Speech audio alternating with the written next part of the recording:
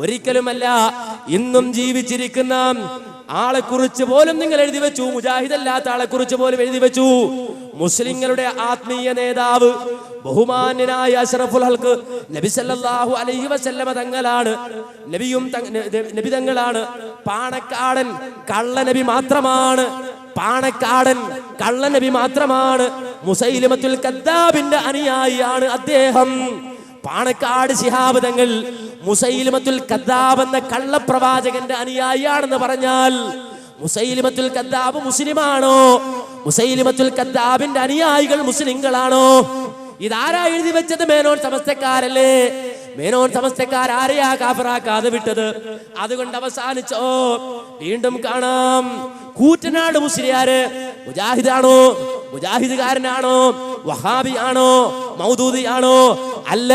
ആ കൂറ്റനാട് മുസ്ലിയാര് കാഫിറാണ് എന്ന് സിറാജിൽ ഒരു സെക്രട്ടറിയുടെ അഭിപ്രായമായി എടുത്തു കൊടുത്തിട്ടുണ്ട്. ആ സെക്രട്ടറി എങ്ങനെ ഫത്വ പുറപ്പെടുവിച്ചു എന്ന് സിറാജിൽ 1989 നവംബറിൽ കൂറ്റനാട് മുസ്ലിയാര് കാഫിറാണ് എന്നാണ് പറയുന്നത്. നിങ്ങൾ മനസ്സിലാക്കണം. അതുകൊണ്ട് അവസാനിച്ചോ കാഫിറാക്കൽ? ഇല്ല കേട്ടോ, ഇല്ല. നേരെ മറിച്ച് ഒരു വലിയ എന്ന് പറയപ്പെടുന്ന ഒരാളെ കുറിച്ച്, ആരാ വലിയ എന്നറിയുമോ? അദ്ദേഹത്തിന്റെ പേരിൽ ഇറങ്ങിയ മൗലിദ് കിതാബാണിത്. നമ്മുടെ നാട്ടിൽ ജീവിച്ചിരുന്ന ശംസുൽ ഉലമ എന്ന പേരിൽ അറിയപ്പെട്ട ഇ.കെ. അബൂബക്കർ മുസ്ലിയാർ. ആ ഇ.കെ. അബൂബക്കർ മുസ്ലിയാരെ കുറിച്ച് ഇതിൽ കാണാം, ഈ മൗലിദിൽ കാണാം, വലിയുൻ ആരിഫും ബില്ലാഹ് കരീമുൻ ആബിദുൽ ലില്ലാഹ് ശഹീറുൻ ബൈന ഖൽഖില്ലാഹ് ശംസുൽ ഉലമ വലിയുല്ലാഹ്. അള്ളാഹുവിന്റെ വലിയായ ശംസുൽ ഉലമ എന്ന് ഈ മൗലിദ് കിതാബിൽ പറഞ്ഞ ആ വലിയനെ കുറിച്ച് പോലും വലിയാണെന്ന് പറയുന്ന ആളെ കുറിച്ച് പോലും പറഞ്ഞതെന്താ? മേനോ സമസ്തക്കാര് പറഞ്ഞതെന്താ? അദ്ദേഹം കുഫ്രിയത്തിലെത്തി എന്നല്ലേ? കഫറു എന്നല്ലേ? കഫറു എന്ന് പറഞ്ഞാൽ അത് ജമ്മന്റെ സീഗയുള്ളതല്ലേ? അപ്പോൾ ഒരാള് മാത്രമാണോ? ഇനി കഫറ എന്ന് അതേ വഹദാന്റെ സീഗയോട് പറഞ്ഞാലും ഇ.കെ. അബൂബക്കർ മുസ്ലിയാരുടെ ബാധകമാണ് എന്നത് കൃത്യമായി തെളിഞ്ഞില്ലേ? ഇനി ഞങ്ങൾ എങ്ങനെ പറഞ്ഞിട്ടില്ല എന്ന് നിങ്ങൾക്ക് വാദമുണ്ടെങ്കിൽ ഇന്നും ജീവിച്ചിരിപ്പുള്ള സാക്ഷാലുള്ള ആൾത്തങ്ങൾ തന്നെ ആ വാചകം ആവർത്തിച്ചിരുന്നത് എന്റെ സഹോദരങ്ങൾ ശ്രദ്ധയിൽ ഒരിക്കൽ കൂടി കൊണ്ടുവരികയാണ്. കേട്ടോളൂ ആ വാചകം. അവര് പറഞ്ഞതാ. ഞാൻ അവിടെ എപ്പോഴും പോണ ആളൊന്നുമല്ല. ഈ ഔലിയാക്കന്മാരെ പിന്നാലെ പോയതിനെ പണിയൊന്നും ഇരിക്കില്ല. വളരെ ബുദ്ധിമുട്ടിയാൽ ചിലപ്പോൾ അങ്ങനെ ഒരാളുണ്ടെന്ന് കേട്ടാൽ ഞാനൊന്നും പോകില്ല. ഒരിക്കലും ഈ മടവൂരിനെ കാണാൻ വേണ്ടി ഞാൻ പോയി. എന്തിന്? ഈ കുഴപ്പം വന്നതിന് ശേഷം നമ്മുടെ ഇടയിൽ ഒരു ഭിന്നിപ്പ് വന്നപ്പോൾ ഈ മൂപ്പരോടെല്ലാം പോയിട്ട് പറയാം. അപ്പോഴാണ് എന്നെ പിടിപ്പിച്ച് വാതി തുറന്നെത്തിയെന്ന് ഒരാളോടും ഉണ്ടാത്തക്കാരാണ്. സലാം ചൊല്ലി സലാം വിളിക്കും. സലാം വിളിക്കിയതിന് ശേഷം ഞാൻ വന്ന സംഗതി പറഞ്ഞു. ഇപ്പോഴെല്ലാം ഭിന്നിപ്പും കാര്യമൊക്കെ ആയിപ്പോയില്ലേ. അതുകൊണ്ട് ഞാൻ എന്ത് ചെയ്യും? അന്താരൽ ഹക്ക്, നിങ്ങൾ ഹക്കിൻ്റെ മേൽ അടിയുറച്ചു നിന്നോളൂ. അപ്പറം നമ്മൾ ഉസ്താദല്ലേ, ഇക്ക് ഉസ്താദല്ലേ, ഞാൻ എന്ത് ചെയ്യണം? അന്താരൽ ഹക്ക്, നീ ഹക്കിൻ്റെ മേൽ അടിയുറച്ചു നിന്നോളണം. വീണ്ടും ഞാൻ പറഞ്ഞപ്പോൾ കഫറ, മടവൂര് കഫറ എന്ന് പറഞ്ഞതാ, ഞാൻ പറഞ്ഞതല്ല. പക്ഷെ കഫറയ്ക്ക് പല അർത്ഥമുണ്ട്, അതെനിക്കും അറിയാം. അതുകൊണ്ട് അതങ്ങട്ട് പരത്തിയിട്ട് ഉള്ളാളത്തൻ ഞാൻ ഒഴുകിപ്പോകുമെന്ന് വിചാരിച്ചെല്ലാവരും. പ്രസിഡന്റിനോ അവർക്ക് വല്ല കത്തും കൊത്തൊക്കെ വന്നു. പറഞ്ഞവനൊക്കെ എവിടെ പോയി? എവിടെ കണ്ടോ?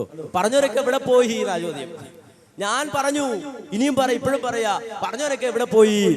ആരാ പറഞ്ഞത്? CM മടവൂര് പറഞ്ഞു കഫറു എന്ന്. കഫറ എന്ന്. കഫറ എന്ന് പറഞ്ഞാല് കാഫറ എന്ന് മൂപ്പര് പറയാനും പല അർത്ഥമുണ്ട്. നിങ്ങൾ പറയുമ്പോ പല അർത്ഥം, മുജാഹിദിന് പറഞ്ഞാല് ഒരർത്ഥം. അങ്ങനെ ഉണ്ടോ? എന്നിട്ട് പുസ്തകം ഇറക്കി ഇവർ എന്താന്നറിയാം കേട്ടോ. കുഫറിനെ പറ്റി പറയാ. കുഫർ എന്ന പദത്തിന് ഭാഷാപരമായി നിരവധി അർത്ഥങ്ങളുണ്ട്. എഴുതി വെച്ച് പഠിക്കണം. കാഫറാക്കി എന്ന് പറഞ്ഞ് കണ്ണീരൊഴുക്കി ഈ സമൂഹത്തെ തെറ്റിദ്ധരിപ്പിക്കുന്നതിന് മുമ്പ് നിങ്ങൾ പറഞ്ഞത് തീർന്നോ? നിങ്ങൾ അങ്ങോട്ടും ഇങ്ങോട്ടും പറഞ്ഞു തീർന്നോ?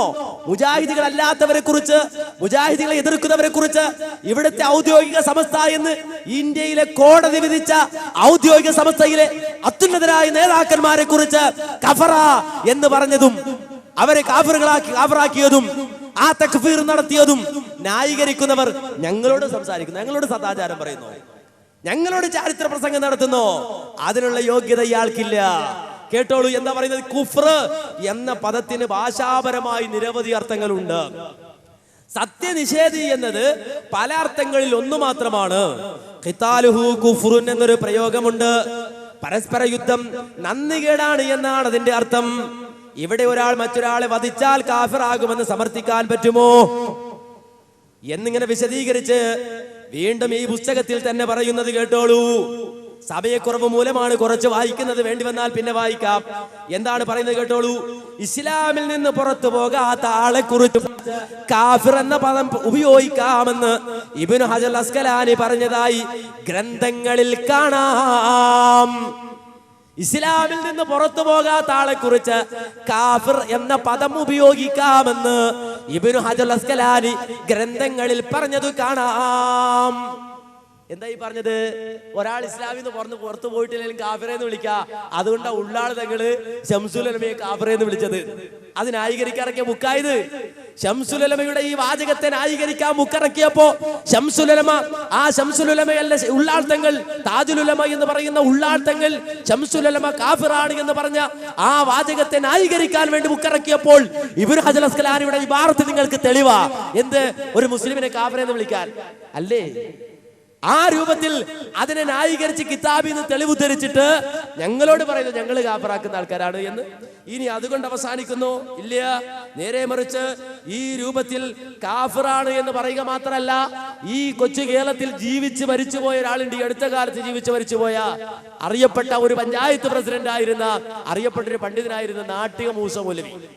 അറിയാലോ, മുജാഹിദുകാരനല്ലോ, മുജാഹിദിന്റെ എതിരാളിയാണല്ലോ, ഇവിടെ അറിയപ്പെട്ട സമസ്തയുടെ ഔദ്യോഗിക വാഗ്ദാവാണല്ലോ. ആ ഇ കെ ഗ്രൂപ്പുകാരനായിരുന്ന ഈ പറഞ്ഞ നമ്മുടെ നാട്ടിക മൂസ മൗലവി മരിച്ചപ്പോ സൂഉൽ ഖാത്തിമത്തായിക്കൊണ്ടാണ് മരിച്ചത്. അദ്ദേഹത്തിന്റെ നാവ് തന്നെ ഉണ്ടായിരുന്നില്ല. നിങ്ങളൊന്ന് ആലോചിച്ച്, ഒരു മുസ്ലിം ആണല്ലോ അദ്ദേഹം. മുസ്ലിം ആണോ അല്ലേ? പറയണം നിങ്ങൾ. മുസ്ലിം ആണോ അല്ലേ? അങ്ങനെ മുസ്ലിം ആണെങ്കിൽ അദ്ദേഹം മുജാഹിദ് അല്ലല്ലോ, വഹാബി അല്ലല്ലോ, മൗദൂദി അല്ലല്ലോ, വേറൊന്നും അല്ലല്ലോ, ഇവിടുത്തെ സമസ്തക്കാരെ ഗണത്തിൽപ്പെട്ട ആൾ തന്നെയല്ലേ? അതെ. പക്ഷേ മേനോ സമസ്തയുടെ കൂട്ടത്തിൽപ്പെട്ട ആളല്ല.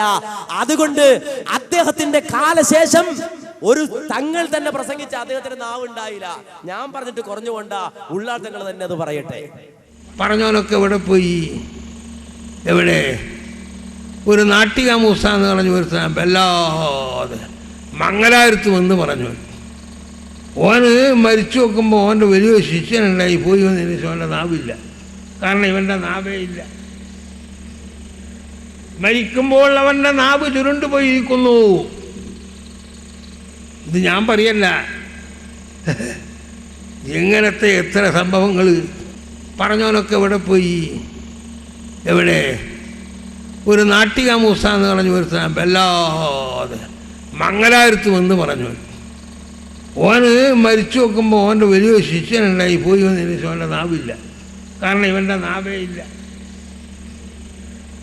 മരിക്കുമ്പോൾ അവൻ്റെ നാവ് ചുരുണ്ടുപോയിരിക്കുന്നു. ഇത് ഞാൻ പറയല്ല, ഇങ്ങനത്തെ എത്ര സംഭവങ്ങൾ. കണ്ടോ? നാട്ടിക മൂസോല് മരിച്ചു നോക്കുമ്പോ നാക്കില്ല. ഉള്ളാൾ തങ്ങൾക്കെതിരെ പറഞ്ഞാണ്. മേനോ സമസ്തക്കെതിരെ സംസാരിച്ചുകൊണ്ടാണ് മരിച്ചപ്പോ നാക്കില്ല. സമസ്തക്കാരനായി ജീവിച്ചു മരിച്ചൊരു പണ്ഡിതനാ, മുജാഹിദായിട്ടില്ല അദ്ദേഹം. ആ മനുഷ്യന്റെ പേരിൽ പോലും ഈ ജാതി പറയുന്ന കൗമ്, അത് നേതാവിന്റെ അവസ്ഥ ഇതാണെങ്കിൽ അനുയായിയുടെ അവസ്ഥ എന്തായിരിക്കും? ഒരു മരിച്ച മനുഷ്യനെ കുറിച്ച് ഒരു വലിയ സദസ്സിന്റെ മുന്നിൽ വാതു പറയാ മുസ്ലിയാരെ അല്ലേ? ഇവരാ നമ്മളോട് പറയാ ഇവിടെ വന്ന് മുതലക്കണ്ണീരൊഴുക്കുക. ഇനി